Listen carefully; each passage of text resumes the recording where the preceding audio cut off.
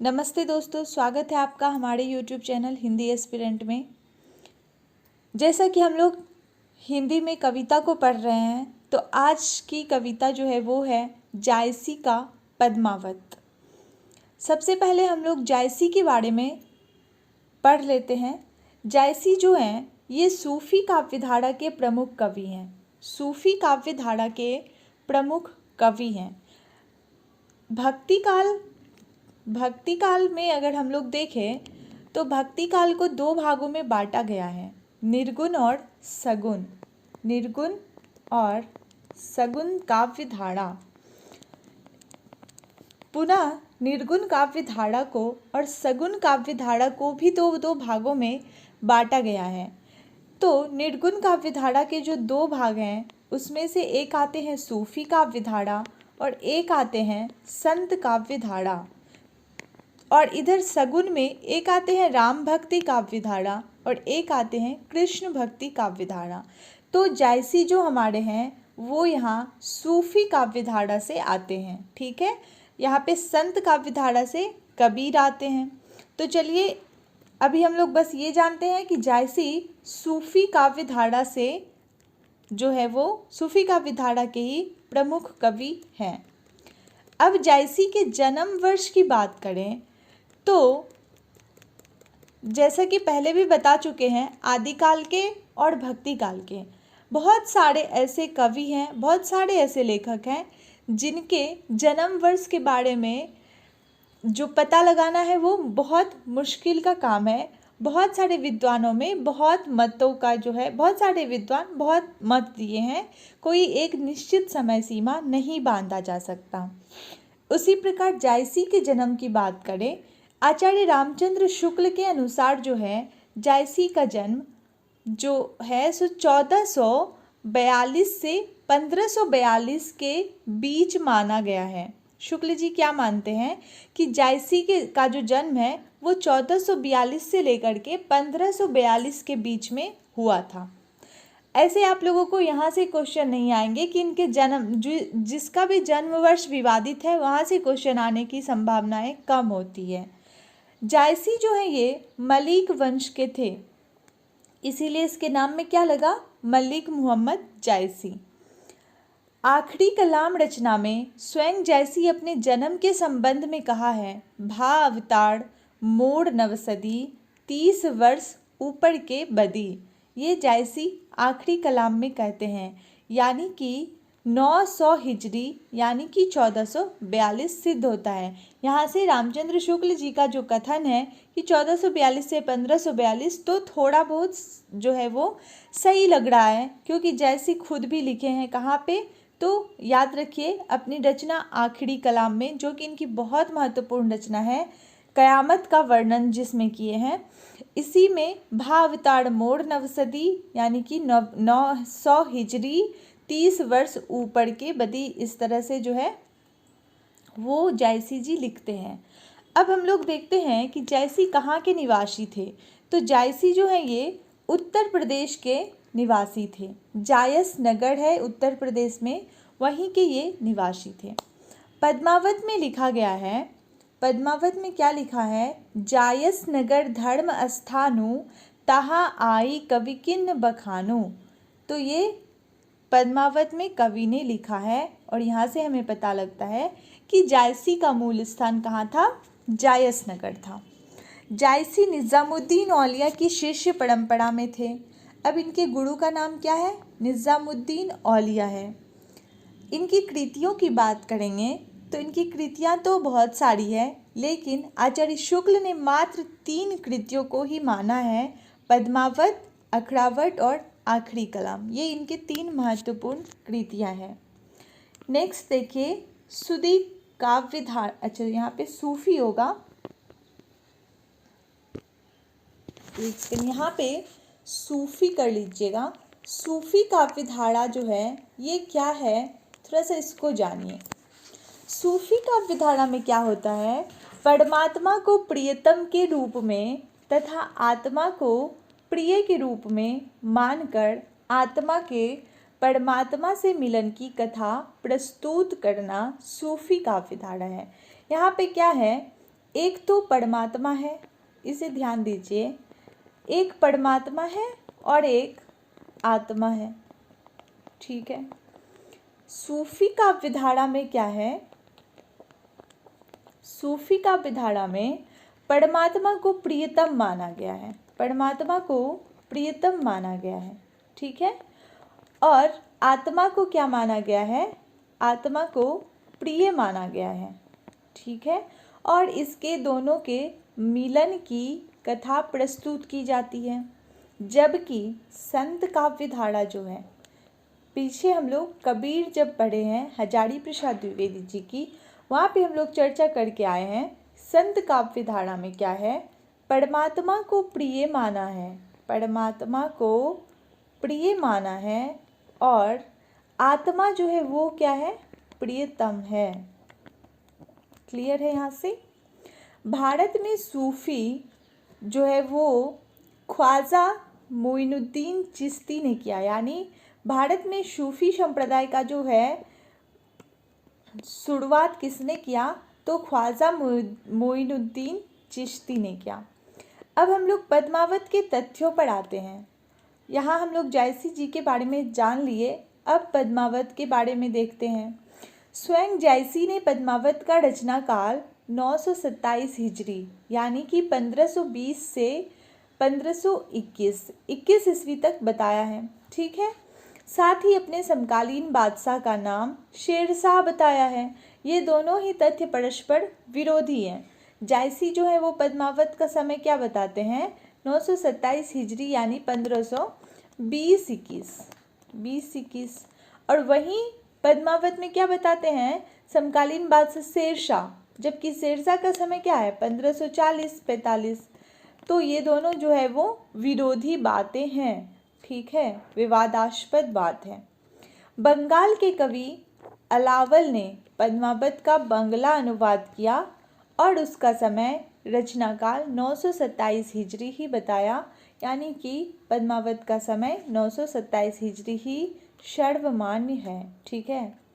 पद्मावत की अगर भाषा की बात करें तो अवधी भाषा है, ठेठ अवधी है। पद्मावत की भाषा क्या है, ठेठ अवधी है।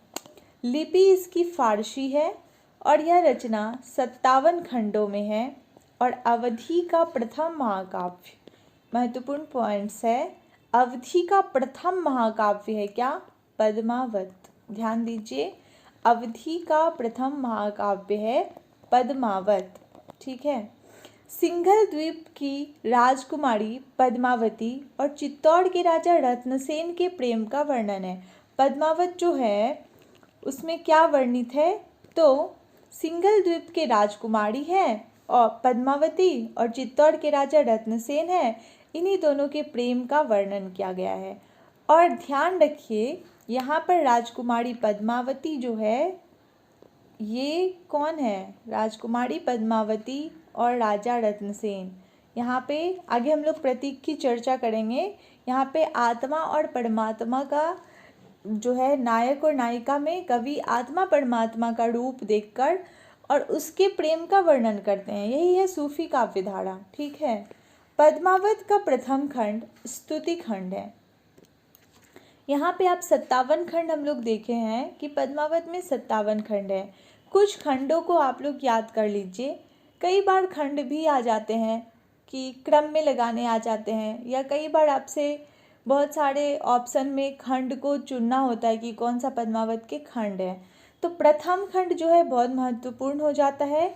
ये प्रथम खंड स्तुति खंड है, ठीक है, जिसमें ईश्वर, पैगंबर मोहम्मद, 4 खलीफाओं शेरशाह सूरी, गुरु सैयद अशरफ, गुरु सैयद मुहुद्दीन की वंदना करके आत्म परिचय प्रस्तुत किया गया है। यानी कि प्रथम खंड स्तुति खंड है जिसमें जो है सो बस वंदना किया गया है। और ये जो है इस प्रकार से, जैसे ईश्वर की वंदना, पैगंबर मोहम्मद की वंदना, 4 खलीफाओं की वंदना, ये जो है ना ये एक पद्धति है। और इसी पद्धति पे जो है मसनवी पद्धति से बोलते हैं, और इसी पद्धति पे यह रचित है, ठीक है, पद्मावत कथा।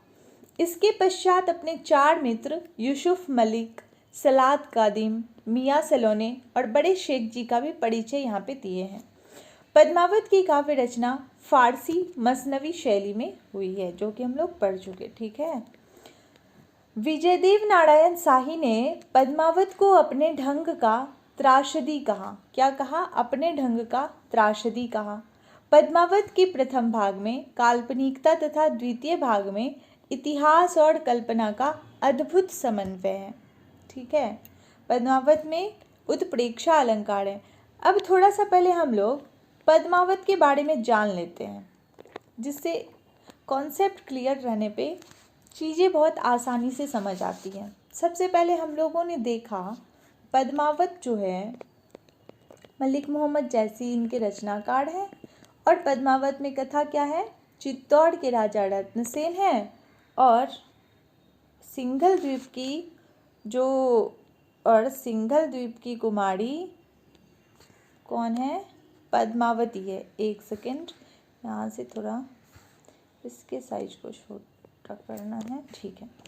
देखिए, सबसे पहले क्या है? चित्तौड़ के राजा रतनसेन है और पद्मावती कहाँ की है? पद्मावती कहाँ की है? तो सिंघल द्वीप की राजकुमारी है। सिंघल द्वीप की राजकुमारी पद्मावती है। वहाँ के राजा कौन है? सिंघल द्वीप के राजा हैं गंधर्वसेन। सिंघल द्वीप के राजा कौन है? गंधर्वसेन। सिंघल द्वीप के राजा गंधर्वसेन है। गंधर्वसेन की पुत्री जो है वो है कौन? पद्मावती, ठीक है। तो सबसे पहले ये पद्मावत कथा जो प्रारंभ होता है, तो सिंघल द्वीप और वहाँ के राजा गंधर्वसेन, राजसभा है, नगर है, बगीचे हैं, ये सारे वर्णन होते हैं। राजकुमारी पद्मावती के जन्म से कथा का प्रारंभ होता है पद्मावत, ठीक है। अब यहाँ पे पद्मावत में राजकुमारी पद्मावती जो है यह अपने प्रिय एक तोता होता है जिसका नाम है हीरामन तोता। इससे दिन रात अपने विवाह की चर्चा करती है। पद्मावती जो है वो हीरामन तोते के साथ, यानी हीरामन तोते से अपने विवाह की चर्चा करती रहती है। तो तोता को भी लगता है कि पद्मावती के लिए एक योग्य वर ढूंढा जाए। तो तोता क्या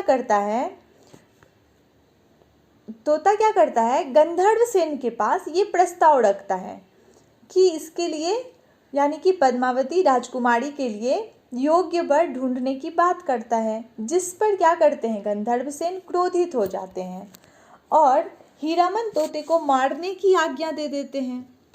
अब हीरामन तोता क्या करता है? डर से भयवश राजमहल से उड़ जाता है और बहुत दूर किसी वन में चला जाता है। वन में क्या होता है? वहाँ पे एक बहेलिया व्यापारी जो है वो उसे पकड़ लेता है और पकड़ के लेके चला जाता है सिंघल द्वीप के हाट में। कहाँ चला जाता है? सिंघल द्वीप के हाट में चला जाता है, ठीक है। वहाँ पे चित्तौड़ के व्यापारियों तथा एक ब्राह्मणों के द्वारा जो सिंघल द्वीप से लौटने और एक अद्भुत तोता साथ लाने की सूचना, वहाँ पे एक ब्राह्मण क्या करता है? इससे तोता व्यापारी से खरीद लेता है और लेके आ जाता है कहाँ? चित्तौड़। अब चित्तौड़ में ये बातें पूरा फैलने लगती है कि एक तोता, ऐसा अद्भुत तोता है, यह तोता बात करता था। तो ऐसा अद्भुत तोता है जो एक ब्राह्मण ने व्यापारी से खरीद के लाया है। अब राजा रतनसेन जो कि चित्तौड़ के राजा हैं, वो क्या करते हैं? ब्राह्मण को बुला लेते हैं अपने राजमहल में और वहाँ पे उसे 1 लाख स्वर्ण मुद्रा देते हैं। 1 लाख स्वर्ण मुद्रा दे करके और तोता उनसे खरीद लेते हैं। तोता खरीदते हैं। अब ये हीरामन तोता क्या करता है? राजा को, यानी कि चित्तौड़ के राजा जो रतनसेन है, उसको पद्मावती के रूप का वर्णन सुनाने लगता है, ठीक है। और राजा जब पद्मावती के रूप का वर्णन सुनता है तो उसके प्रेम में वशीभूत होकर वह मूर्छित हो जाता है और फिर जब होश आता है उसे, यानी राजा रतन सेन को, तो वह पद्मावती को प्राप्त करना चाहता है और प्राप्त करने की लालसा से योगी हो जाता है, योगी बन जाता है और सेना को साथ लेकर के 12,000 करीब योगी कुंवर को साथ करके और राज्य छोड़ करके निकल जाता है। कहाँ? तो पद्मावती की खोज में। अब राजा रत्नसेन जो है वो कलिंग के राजा गजपति के राज्य में पहुंच जाता है और उनसे भेंट करता है और फिर उनसे जहाज लेता है। किससे? राजा कलिंग के राजा गजपति से जहाज ले लेता है और फिर राजा 7 समुंदर पार करके पद्मावती के पास पहुंचना चाहता है। छाड़ छीर दधी उदधी सुड़ा किलकिला समुद्र को पार करके 7वें समुद्र मानसरोवर पहुंचता है, जो कि सिंघल द्वीप के चारों ओर स्थित था। और जब वहाँ पे राजा पहुँच जाता है तो फिर एक मंदिर में जाता है जो कि महादेव का मंदिर है और वहाँ पे बैठ करके तप करने लगता है, पद्मावती का ध्यान करने लगता है। क्योंकि हीरामन तोता जो है वो राजा से बता दिया था कि वसंत पूजन के दिन पद्मावती उस मंदिर में ज़रूर आएगी, आप वहाँ पे ही तप करिएगा। तो राजा वहाँ पे तप करता है। इधर हीरामन तोता जो है वो फिर से पद्मावती के पास पहुँच जाता है और राजा रतन सेन के विषय में चर्चा करता है। अब क्या है, यहाँ पे जब ये पद्मावती आती है राजा से मिलने के लिए वसंत पूजन के दिन, तो जैसे ही राजा पद्मावती को देखता है राजा बेहोश हो जाता है, एकदम से मूर्छित होकर के गिर जाता है। पद्मावती उसके ऊपर फिर चंदन छिड़कती है उसे होश में लाने के लिए, लेकिन प्रयास असफल रहता है, राजा को होश नहीं आती है। और अंत में क्या करती है पद्मावती, राजा के छाती पर चंदन से लिखती है, राजा के हृदय पर चंदन से लिखती है, जोगी तूने भिक्षा प्राप्त करने योग्य योग नहीं सीखा, जब फल प्राप्ति का समय आया तो तू सो गया। और यह लिख करके और पद्मावती वहाँ से चली जाती है।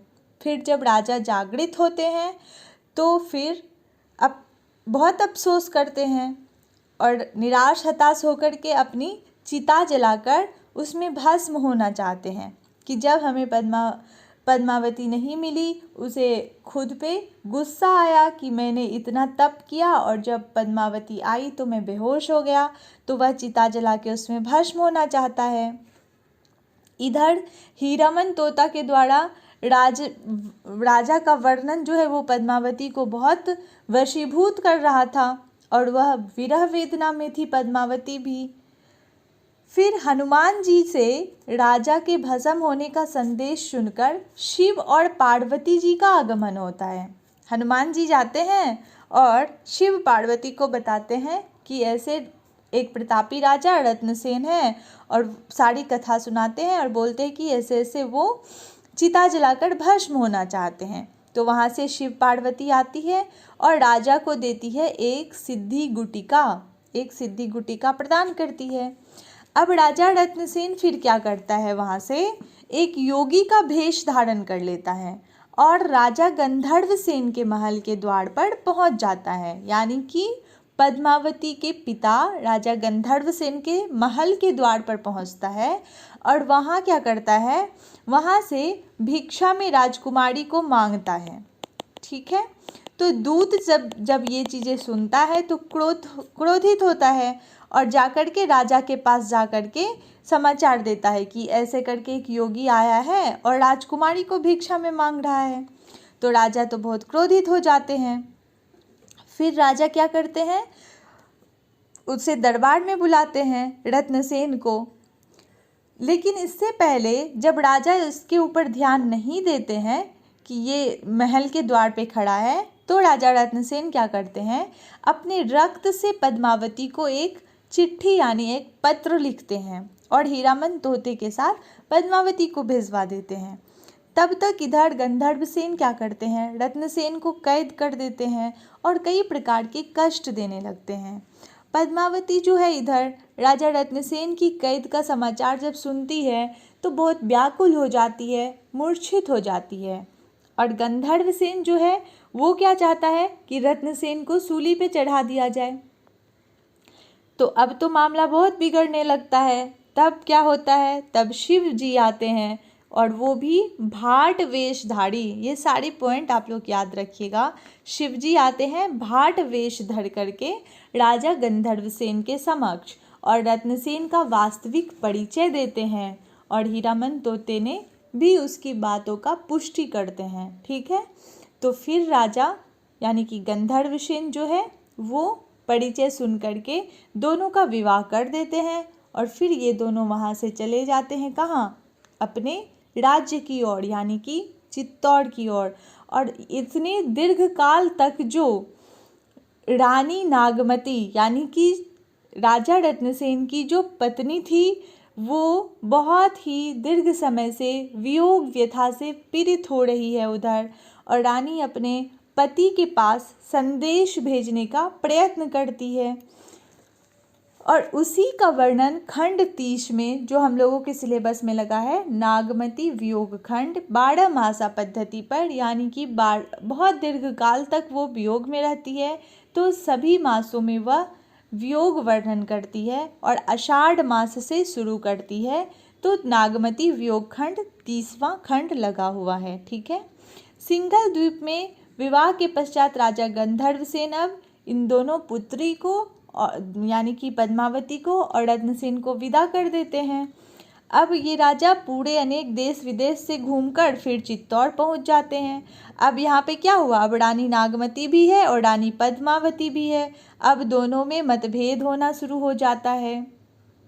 ठीक है, दूसरी ओर अलाउद्दीन खिलजी जो है, जिसे रत्नसेन कभी दरबार से निकाल दिए थे, वो पद्मावती को प्राप्त नहीं, अलाउद्दीन खिलजी के पास कौन जाता है, राघव चेतन यहाँ पे शैतान का रोल निभाता है, जिसे कि कभी चित्तौड़ के राजा रत्नसेन निकाले थे दरबार से। अब वो क्या करता है, वो चला जाता है अलाउद्दीन खिलजी के पास और उसके पास जा कर के और पद्मावती का वर्णन करने लगता है। अब अलाउद्दीन खिलजी को भी पद्मावती चाहिए। अब वो क्या करते हैं, वो आकर के चित्तौड़ पर आक्रमण कर देते हैं पद्मावती को प्राप्त करने के लिए। ठीक है, राजा चित्तौड़गढ़ देखने जाता है, युद्ध संधि हो जाती है वहाँ पे रत्नसेन के साथ में, फिर भोज होता है, यानी कि जब आक्रमण होता है फिर आगे चल कर के दोनों राजाओं में क्या होता है कि चलो मेल कर लिया जाए। यहाँ पे अलाउद्दीन का यह चाल था, ठीक है, कि मेल करते हैं, लेकिन फिर धोखा से रत्नसेन को बंदी बना लेता है अलाउद्दीन खिलजी यहाँ पे बंदी बना लेता है। उधर क्या होता है, कुंभलनेर के राजा देवपाल हैं। देखो, पद्मावती को सब राजा प्राप्त करना चाहते थे। देवपाल राजा थे कुंभलनेर के, ये भी चाहते थे कि पद्मावती इसके पास आ जाए। तो ये राजा क्या किए कि एक कुमुदनी नामक दूती को भेजा पद्मावती के पास, उसे बहला फुसला के अपहरण करके लाने के लिए, लेकिन पद्मावती क्रोधित हो गई और दूती को सजा दे दी। ठीक है, इधर अलाउद्दीन ने भी पद्मावती के पास एक जोगनी वेशधारी कुटिल स्त्री को भेजा ताकि पद्मावती को बहला सके, लेकिन उसमें भी वह स्त्री जो है वो असफल हो जाती है। अब इधर जो है चित्तौड़ के राजा रत्नसेन को अलाउद्दीन जो है वो बंदी बनाए हुए हैं। ठीक है, बंदी बनाए हुए हैं। तो पद्मावती गोड़ा और बादल के साथ मिल करके एक योजना बनाती है ताकि यहाँ से रत्नसेन को छुड़ाया जा सके, जिसमें आगे चल के गोड़ा बादल में युद्ध होता है बहुत सारा, और फिर गोड़ा वीरगति को भी प्राप्त हो जाता है। रत्नसेन को साथ लेकर चित्तौड़ लौटता है बादल, और फिर देवपाल से रत्नसेन का युद्ध होता है और राजा रत्नसेन वहाँ पे वीरगति को प्राप्त हो जाते हैं। और ये दोनों रानियाँ यानी पद्मावती और नागमती दोनों यहाँ पे सती हो जाती है, और लास्ट में चित्तौड़ पर किसका राज्य होता है, तो अलाउद्दीन खिलजी का अधिकार हो जाता है, और यहाँ पे जाके ये कथा समाप्त होती है। तो ये सारांश है इस पूरे पद्मावत का, जिसे आप लोग ध्यान से समझ जाइए तो फिर ये बहुत मज़ेदार लगेगी पढ़ने में और भूलिएगा नहीं। अब यहाँ पे कुछ देखिए, कुछ पॉइंट्स दिए गए हैं, ये याद करने वाले हैं। यहाँ पे रत्नसेन को मन का प्रतीक बताया गया है, सिंघल द्वीप को हृदय का प्रतीक, पद्मावती को सात्विक बुद्धि का प्रतीक, हीरामन तोता गुरु, नागमती को सांसारिक बुद्धि, राघव चेतन को शैतान और अलाउद्दीन खिलजी को माया का प्रतीक। ये आप लोग ऐसे ही नोट करके और याद कर लीजिएगा, यहाँ से मिलान वाले क्वेश्चन आते हैं। ठीक है, अब हम लोगों के सिलेबस में लगा है क्या, तो 30वां खंड लगा है। 30वां खंड का नाम क्या है, नागमती वियोग खंड। ठीक है, चित्तौड़ के राजा रत्नसेन के सिंघल द्वीप जाने पर उसकी पहली रानी यानी कि नागमती के वियोग का व्यथा है, देख चुके हैं। नागमती चित उड़ पथेरा, पीयूष हो गए पुनिकिंद न फेरा। यहाँ से जो है यह खंड प्रारंभ होता है, प्रथम पंक्ति है और अंतिम पंक्ति है, ना कोकिल ना पपीहरा, जेहि सुनी आवे कंत, जेहि सुनी आवे कंत यहाँ होगा। ठीक है, ये अंतिम पंक्ति है। इसमें कुल 19 दोहे हैं 30वां खंड में।